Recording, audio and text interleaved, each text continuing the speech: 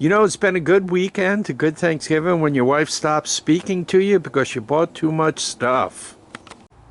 So I want to start out by talking about this 185. This is from Abbottstown, Pennsylvania. Yeah, I saw it go up the Wednesday before Thanksgiving on Marketplace out there. And I kind of, I better not buy it.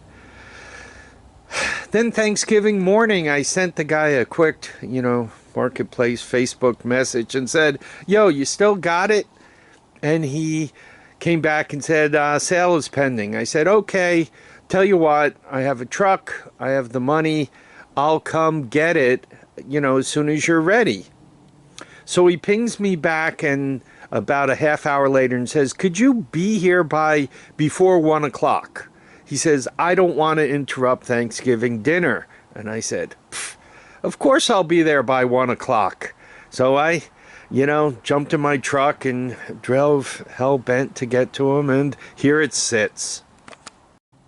Now I wanted to spend just a couple of seconds looking it over while it's up high, because you can, see things, such as it's missing a chain, the sprocket looks pretty well worn, and loose, but it does have all the bolts for the back wheels. It has half its brake situation. You can see it's got a loose muffler. All the tires hold air, which is interesting. As a matter of fact, if you look closely at the front tire, right, you can see it's still a little furry, right? It's that new. I think you guys could also see that it's kind of snowing out here. Winter has come to the horde. So I think my Sony camera here is on the way out. I had a hard time turning it on. Anyway, you can see somebody has been kind of fooling with the carburetor there a little bit. What else do we need to look at? That 185 with the pinstriping, I think that was added. I think we know everything we need to know. Well, the shifter is not welded on. So anyway, let's pop it off of there and see what we could do with it. So this thing, I bought it for $300. It was being sold. It was given to the person who sold it to me because what he wanted to do was upgrade to a four-wheeler for his son. His son was younger, small-sized, all-terrain vehicle. I don't know if he's going to kind of get the China one or what he's doing, but that's what he needed the money for. And once again, $300. So just quickly beating around here, right, you can see that's custom. You can see the marking on the tank is custom. The gas tank doesn't look too bad inside, but it doesn't feel so good down here. So I think it needs to be sealed. He pulled the string and said there's no compression, but I figured that out pretty quickly. Fenders isn't half bad. They did reinforce it here. And anybody see why we have no compression? So this is hard-nosed and hard-tailed. You guys could see they customized the back rack. Right, that's welded right on. They took the gas pipe right out of Grandma's house. Back tires, I mean, we always see these. They must have literally made a billion of them. The good thing though, they do seem to hold up. If you let them sit flat for too long, especially if you have some weight on top of the all-terrain vehicle, they will crack on the side walls. So there you go. There's the engine. You can see it's got the old-fashioned foot pegs. I don't know. What is this thing, in 80 and 81 and 82? I think by 83 the foot pegs were starting to move. Maybe 84. It does roll. If the fender wasn't grabbing the tire, it would roll better. I don't know. We even have some back brakes. Throttle's good. It's got patina. This is the kind of patina that when you run your fingers over it, the chrome gets embedded in your fingers. The best of patina. This headlight, that looks like a real bulb the way it clips in, but this basket on the outside,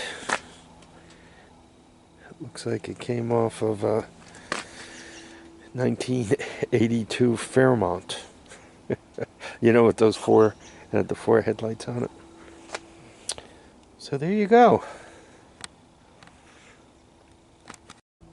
So let's take a quick pop the seat off, see what we got going there. I'm gonna catch up with my buddy Steve. Another seat needs love. If you're familiar with these seats, what they're renowned for is the metal rusts away. So you still have the cushion, but the cushion is loose because there's no metal hanging onto the plastic anymore. I'm hoping, you know, somebody's fooled around in here, but I'm hoping that we still have something along the lines of an air cleaner. I have no idea what the compression is. As a matter of fact, when I cover it up, I gotta jam something in there to try to keep the water out, put some plastic in there, some, you know, wrapped up plastic. And they were trying. They did put an air cleaner on it. So I really don't know what the compression is. And unfortunately, that spark plug is too rusty to go in. Let's see what the shifting feels like. These older ones, oh, the shifting is good. You can see it's moving this thing, right? These older ones, the transmissions did have a little bit of a problem. They would kind of hang up between gears and not shift. That's interesting. There's nothing for that hose to plug into. I don't think that's the right airbox. That's cool, right? This is taken off of something else. Looking at these things, you always the redneck handiwork, I always find that kind of interesting. I was looking at this before and I thought it was lettering, but it turns out just the way it's torn up. So before I look at the VIN number, what year do you guys think this thing is? Well, I'm going to need some help figuring out what year this is. The 10th digit on the VIN number is a 4. Well, that makes it a 2004 because 1980 started out with an A, 81 was a B, and so forth on up. So I guess this is going to be a pre-1980. The numbers on the neck also look different. A few Q's on the engine. It was before the release there for the recoil. But if you look at the lever on the engine, right, it's got the cable. So I think this thing is an assortment. It's a mutt. Heinz 57. So all that is interesting. But even if it just drifts its way toward parts, right? That recoil's ugly, but it does seem to work. Right, the front forks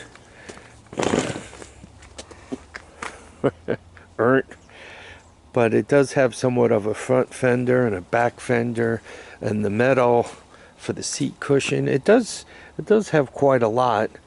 It doesn't have the right air cleaner assembly, but it has something. It doesn't have the right muffler, but it has something.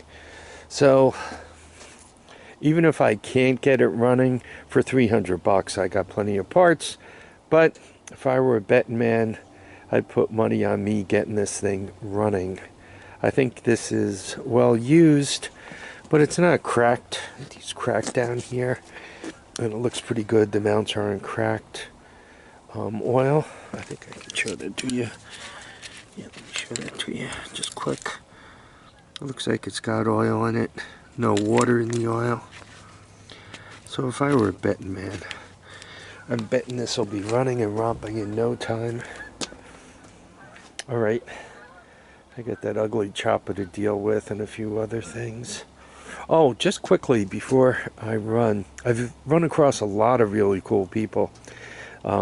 This was a father and son that sold this to me, and you could tell the father was really good with the son. You know, they had a real loving relationship.